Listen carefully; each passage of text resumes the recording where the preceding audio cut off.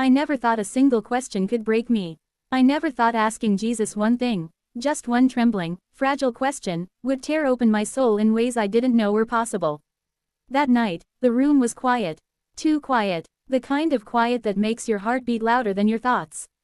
And in that stillness, I whispered it, barely able to get the words out. How long does a soul stay here after death? The air itself seemed to change. I felt something stir, like the atmosphere itself was holding its breath. And then, his presence. Not distant, not abstract, but close, so close it burned and healed all at once. And when he spoke, I wasn't ready. I had been carrying that question for years. Ever since the funeral, ever since the night I stood over a coffin that held more than a body. It held my memories, my laughter, my anchor, my father. I remember gripping the edge of that wooden box, as if holding tighter could somehow keep him here. I remember the silence of the mourners, the hushed prayers, the smell of lilies so strong it nearly suffocated me. But more than anything, I remember the question pounding inside me.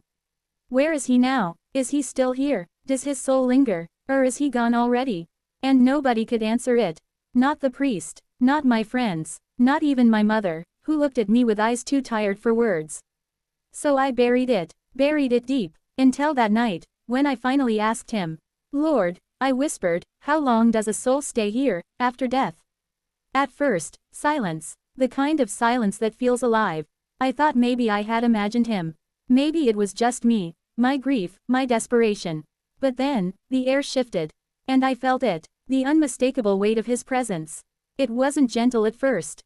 It was overwhelming, like standing at the edge of a storm you can't escape. And then came his voice.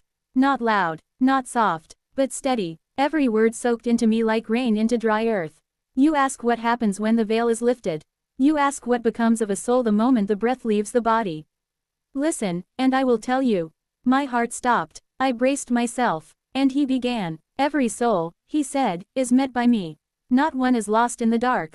Not one passes unnoticed, for I am there, always. Tears blurred my eyes. I wanted to speak, to beg him to tell me if my father had seen him. But I couldn't. I was frozen, clinging to his words. Some souls, he continued, linger for a breath. Some for a moment longer. They are given a grace, a final glimpse, a final chance to see the love they denied or the love they embraced.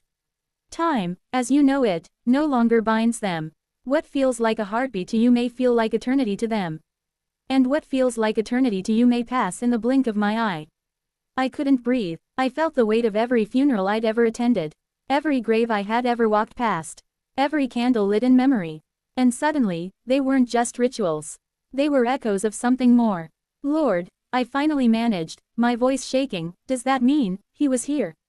With me, even after. The silence stretched. I thought maybe he wouldn't answer. Maybe this was too much to ask. But then came the words that shattered me.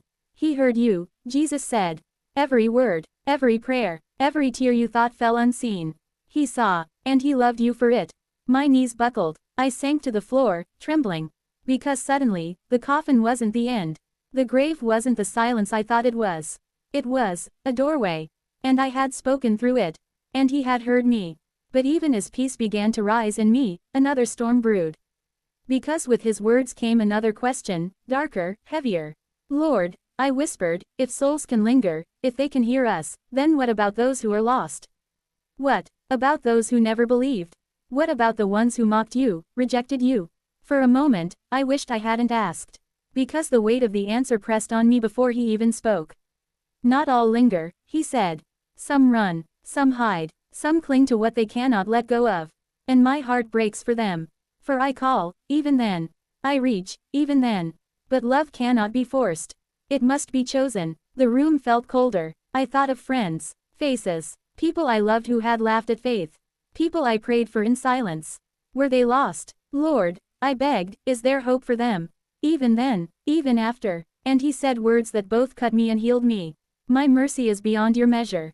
But the soul's choice is its own. Pray, and never cease to love them. For love reaches further than you know. I broke, completely, because suddenly, death wasn't what I thought it was. It wasn't silence. It wasn't absence. It was decision. It was unveiling. And every word, every prayer, every act of love in this life, echoed louder than I had ever realized. Lord, I whispered, tears streaming, why show me this? Why me? And his answer pierced me deeper than all the rest.